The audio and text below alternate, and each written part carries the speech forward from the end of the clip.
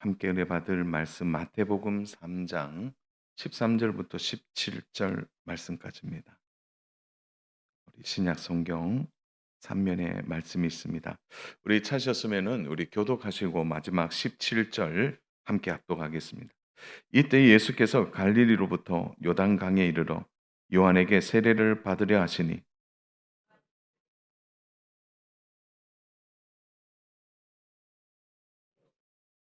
예수께서 대답하여 이르시되 이제 허락하라. 우리가 이와 같이 하여 모든 의를 이루는 것이 합당하니라 하시니 이에 요한이 허락하는지라.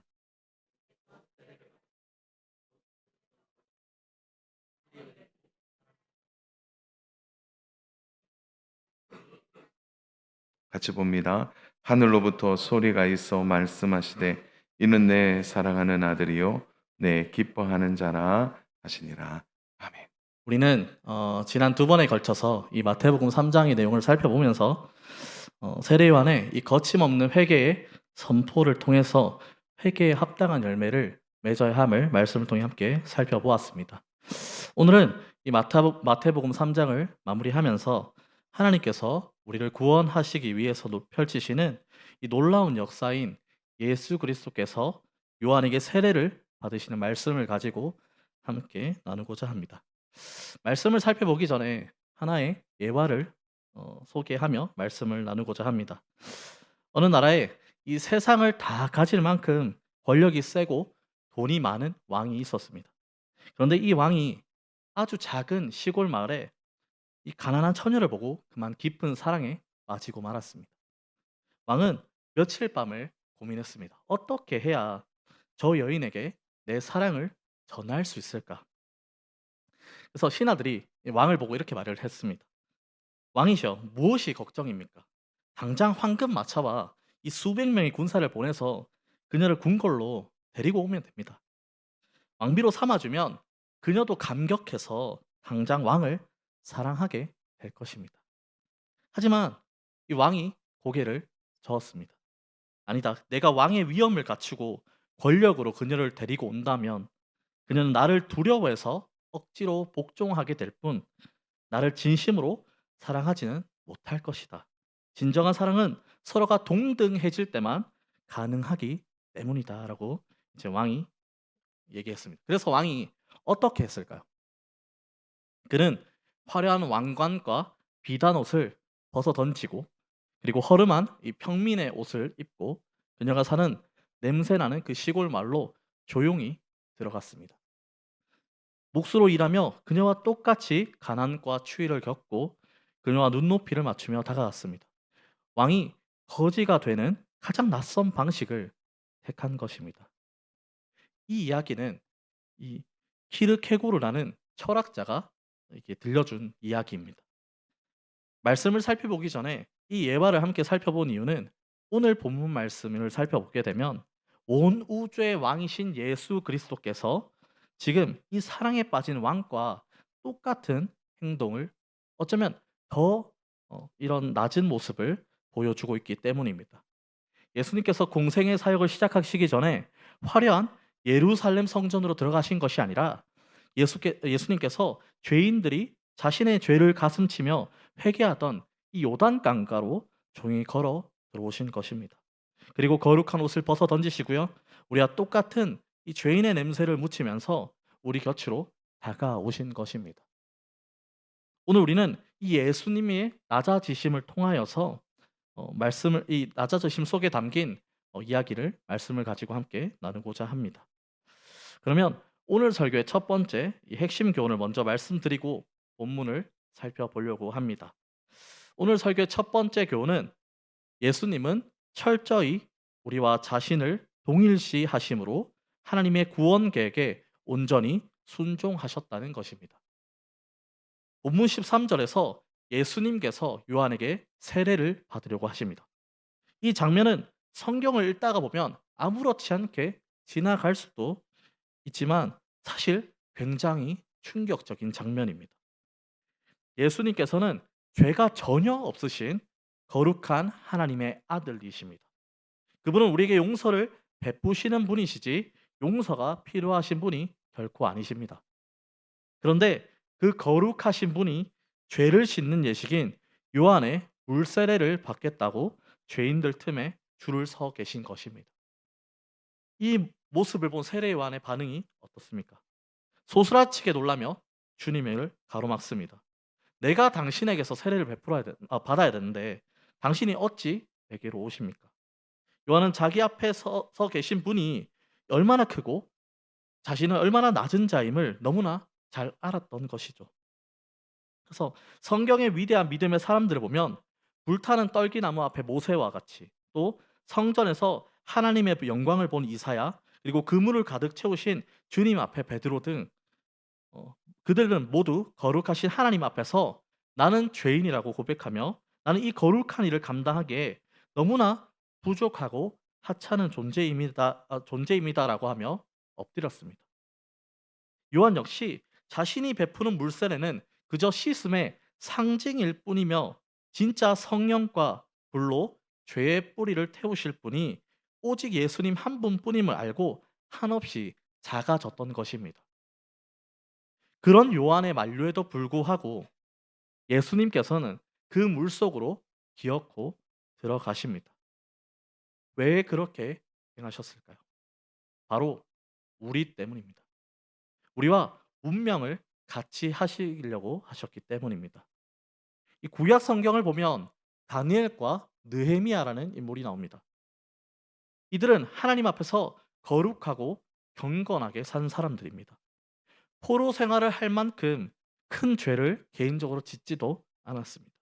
그러나 그들은 기도할 때 하나님, 저들이 죄를 지었습니다라고 하지 않고 하나님, 우리가 범죄하였습니다. 우리가 악을 행하였습니다라며 민족의 죄를 자신의 죄인 것처럼 끌어안고 눈물로 회개했던 장면들이 나옵니다. 우리의 구원자이신 예수님께서는 이들보다 훨씬 더 완전하게 우리와 자신을 동일시하기로 하신 것입니다. 예수님은 하나님이시지만 우리와 똑같은 이스라엘 백성, 그 일원이 되시기로 하신 것입니다. 자신이 지은 죄는 하나도 없지만 자기 백성의 죄를 씻어내기 위해 기꺼이 공동체의 죄를 끌어안고 함께 회개의 자리로 들어가신 것입니다. 예수님이 이처럼 우리의 자리에 서서 우리를 대신하여 우리의 모든 죄, 우리의 모든 짐을 짊어지시기로 하셨기에 비로소 우리의 구원이 시작될 수 있었던 것입니다. 사랑하는 여러분, 세례 요한이 주님 앞에서 철저히 자신의 부족함을 깨달았던 것처럼 우리 역시 살아계신 하나님 앞에서 우리의 죄인됨과 한없이 연약한 존재임을 정직하게 인정해야 합니다. 사도 바울은 고린도 후서에서 자신의 치명적인 약점들을 숨기지 않고 오히려 자랑한다고 말했습니다. 왜냐하면 나의 약한 것들에 대하여 자랑하리니 이는 그리스도의 능력이 내게 머물게 하려 함이라는 것을 깨달았기 때문입니다. 우리가 하나님 앞에서 나는 부족합니다. 나는 죄인입니다라고 우리의 연약함을 고백하며 두 손을 들게 되면 비로소 우리를 위해 철저히 낮아지신 예수 그리스도를 온전히 의지할 수 있게 된다는 것입니다. 나의 부족함은 실패의 증거가 아니라 그리스도의 온전하신 능력이 내 삶에 채워지는 통로가 된다는 것입니다. 사랑하는 여러분, 내 힘으로는 도저히 이룰 수 없는 하나님의 거룩하신 뜻을 예수님과 성령님을 철저히 의지하게 된다면 비로소 우리는 멋지게 성취해낼 수 있게 된다는 것입니다. 그러면 두 번째 오늘 살펴볼 교훈은 예수님은 하나님의 모든 법에 기꺼이 복종하심으로 우리가 결코 도달할 수 없었던 완벽한 의를 몸소 보여주셨다는 것입니다. 이제 우리는 요한의 만류를 뒤로하고 예수님께서 던지신 아주 짧지만 단호한 명령에 주목해야 됩니다. 우리 오늘 본문 말씀인 15절 말씀을 다시 한번 다 같이 함께 보도록 하겠습니다. 우리 같이 합독하도록 하겠습니다. 예수께서 대답하여 이르시되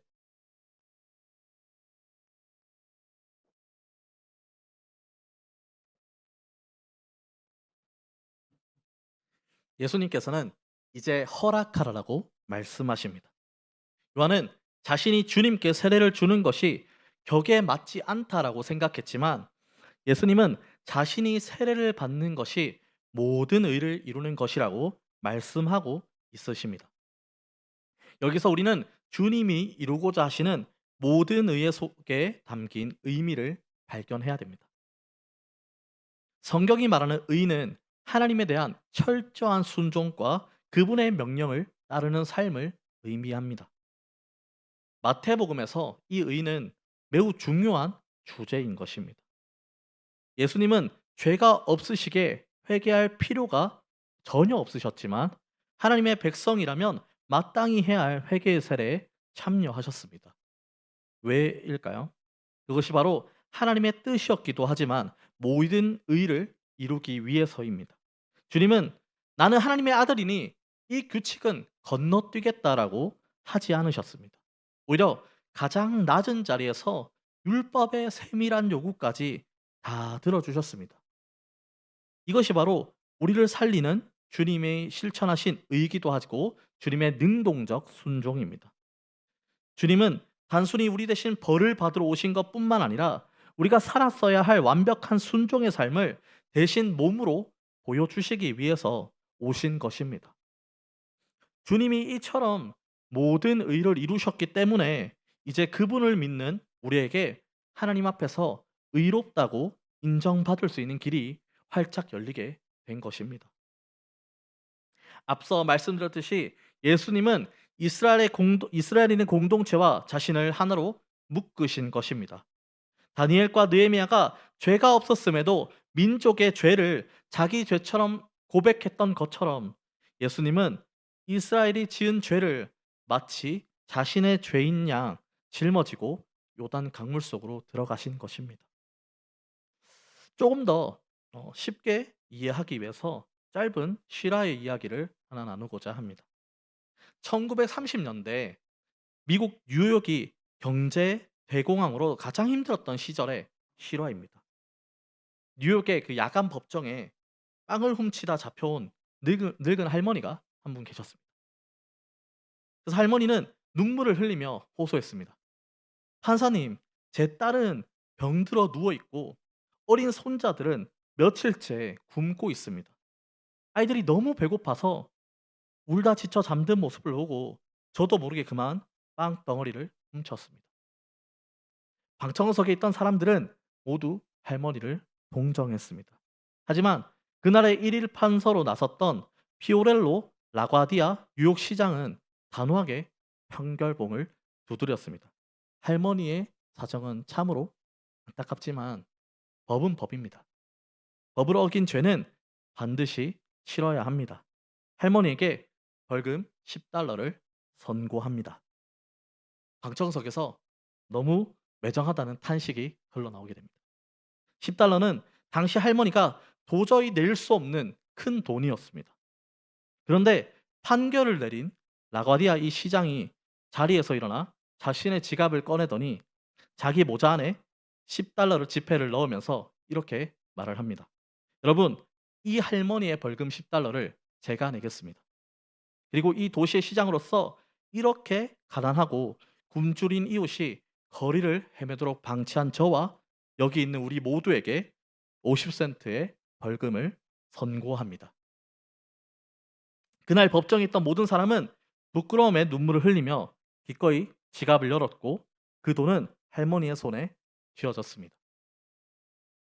사랑하는 여러분, 이 라가디아 시장의 판결이 왜 대단합니까? 할머니가 불쌍하다고 해서 당신은 무죄라고 법을 무시하거나 파괴하지 않았기 때문입니다. $10는 죄값을 정확하게 지불하며 법의 요구를 완벽하게 만족시키면서도 자신이 직접 지갑을 열어서 그 죄인의 자리에 섬으로써 은혜를 베풀었기 때문입니다. 우리 예수님이 요단 강가에서 시작하여 십자가에서 완성하신 일이 바로 이것입니다. 우리는 하나님의 법을 어긴 죄인들입니다. 우리의 힘으로는 도저히 그 죄의 벌금을 낼 능력이 없는 영적인 파산자들입니다.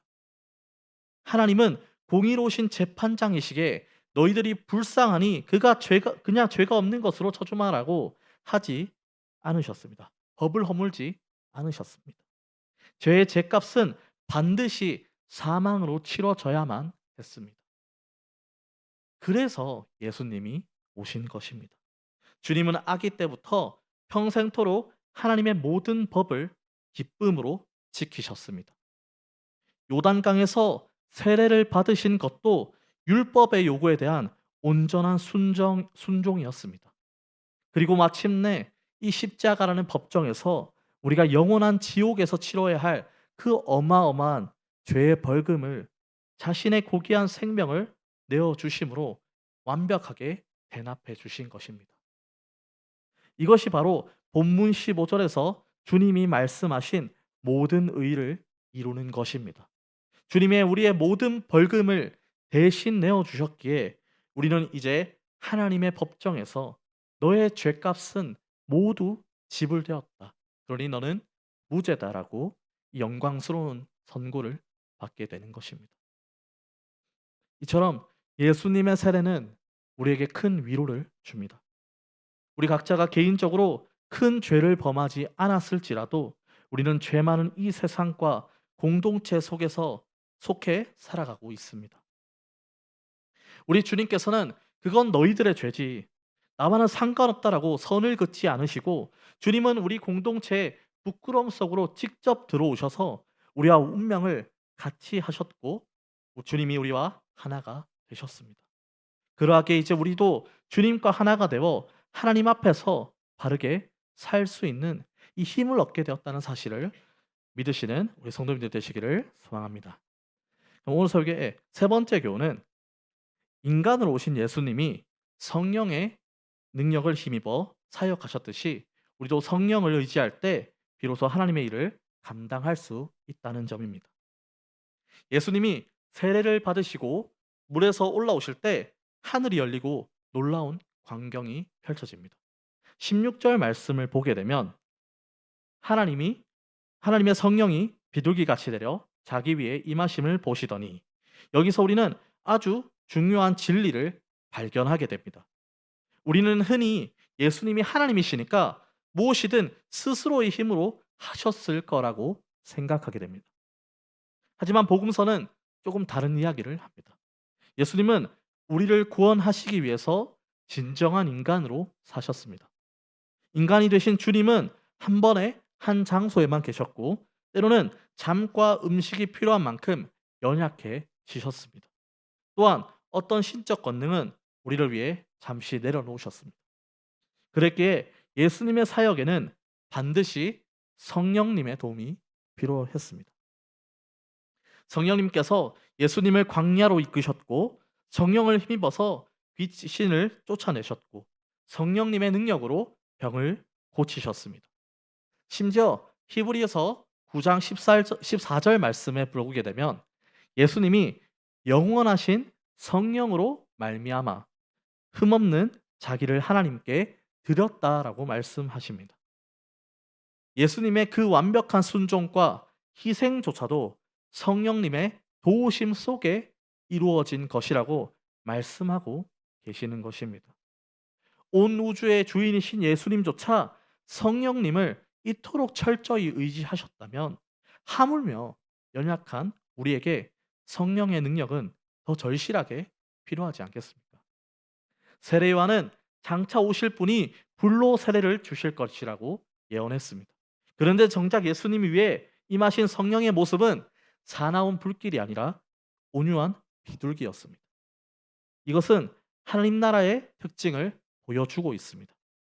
주님은 죄를 태워 없애시되 온유하고 다정하게 우리를 만지십니다.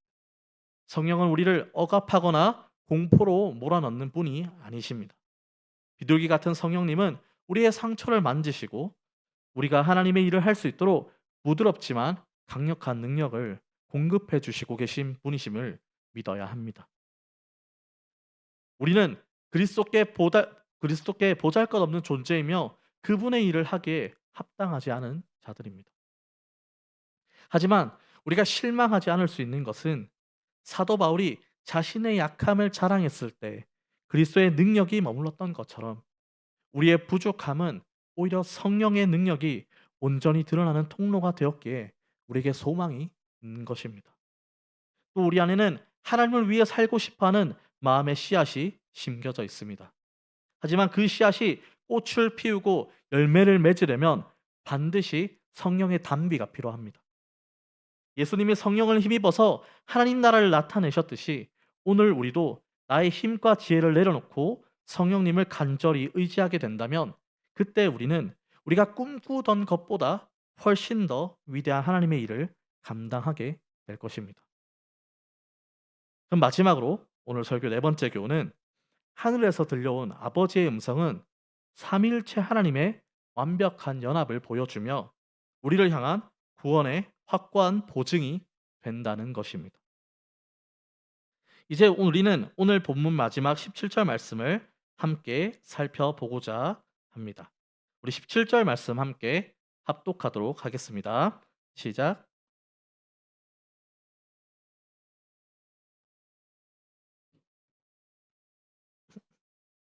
사랑하는 여러분, 이 요단강의 이 세례 현장은 성경 전체를 통틀어서 아주 특별한 장면 중에 하나입니다.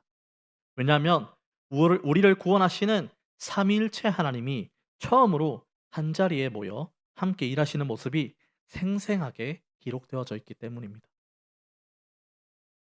우리의 짐을 대신 지고 물속에 서 계신 성자 예수님과 그분에게 사역의 능력을 부어주시기 위해 내려오신 성령 하나님과 그리고 하늘에서 아들을 향해 확증의 음성을 들려주시는 성부 하나님이 등장합니다. 교회에서 이 삼위일체라는 단어를 들으면 복잡하고 어려운 교리처럼 느껴질 때가 많습니다. 하지만 오늘 본문이 보여주는 이 삼위일체는 결코 딱딱한 이론이 아닙니다. 이것은 우리의 구원이 얼마나 완벽하게 보증되었는가 하는 증거입니다. 우리의 구원은 어느 한 분이 대충 이루신 것이 아닙니다. 온 우주를 창조하신 세 분 하나님께서 완벽한 팀워크를 이루어서 여러분 한 사람의 영혼을 살리기 위해 총동원되신 것입니다. 성부, 성자, 성령 하나님이 나의 구원을 위해서 이토록 치밀하게 일하고 계신 것입니다. 그러하기에 세상의 어떠한 문제가 우리를 무너뜨릴 수 있겠습니까? 사랑하는 여러분, 우리의 구원은 삼위일체 하나님의 이름으로 보증되어 있음을 믿으시기를 소망합니다. 하나님께서는 예수님을 보시며 이는 내 사랑하는 아들이요 내 기뻐하는 자라라고 선언하셨습니다. 이 선포를 통해서 예수님이 우리와 영원히 함께 하실 임마누엘 하나님이시며 세상을 구원할 유일무이한 아들이심이 온 천하에 드러났습니다. 하나님은 우리를 살리시기 위해서 묵묵히 순종의 길을 걸어가시는 아들의 그 착한 모습을 보시며 세상에서 가장 환한 미소를 지으신 것입니다. 그런데 여기서 우리가 놓쳐서는 안 될 가장 중요한 은혜가 있습니다. 예수님을 향했던 이 완벽한 칭찬이 이제 누구의 것이 되었을까요? 바로 예수님을 믿고 예수님과 하나가 된 나의 것, 우리의 것이 된 것입니다. 우리가 예수님을 믿는 순간 로마서 8장의 말씀처럼 우리는 예수님과 함께 하나님의 자녀가 되어 하나님의 가족으로 입양되어서 그리스도와 함께 영광을 누릴 공동 상속자가 됩니다. 그러므로 하나님 아버지가 우리를 보실 때 나를 덮고 있는 그 예수님을 보시고 똑같이 기뻐하신다는 것입니다. 요단 강가에서 울려 퍼졌던 그 음성은 이제 우리를 향한 노래가 된 것입니다. 너는 내 사랑하는 아들이요 내 기뻐하는 딸이다. 이 가슴 벅찬 하늘의 음성이 우리에게 하시는 음성이 된 것입니다. 이 음성이 우리의 삶의 위로가 되기를 간절히 소망합니다. 이제 말씀을 정리하겠습니다. 오늘 우리는 네 가지의 은혜를 함께 나누었습니다. 첫째는 죄 없으신 예수님이 우리와 운명을 같이 하시기 위해 죄인의 자리에 서셨고, 두 번째는 주님은 하나님의 뜻에 완벽하게 순종하심으로 우리를 위한 의를 완성하셨습니다. 셋째는 연약한 육신을 입고 오신 주님이 성령님을 의지하셨듯 우리도 성령의 능력을 힘입어야 합니다. 마지막으로 네 번째는 삼위일체 하나님의 완벽한 보증 속에서 우리는 하나님의 사랑받는 자녀가 되었습니다. 그렇다면 이제 이 엄청난 은혜를 받는 우리는 어떻게 살아가야 하겠습니까? 삶의 모든 영역 속에서 순종과 기쁨의 길을 걸어가야 합니다. 예수님께서 요한의 세례에 순종하신 것은 하나님의 뜻을 따르는 일에 있어서 우리가 걸어가야 할 최고의 모범을 몸소 보여주신 것입니다. 우리는 구원받기 위해 억지로 착한 일을 하는 사람들이 아닙니다.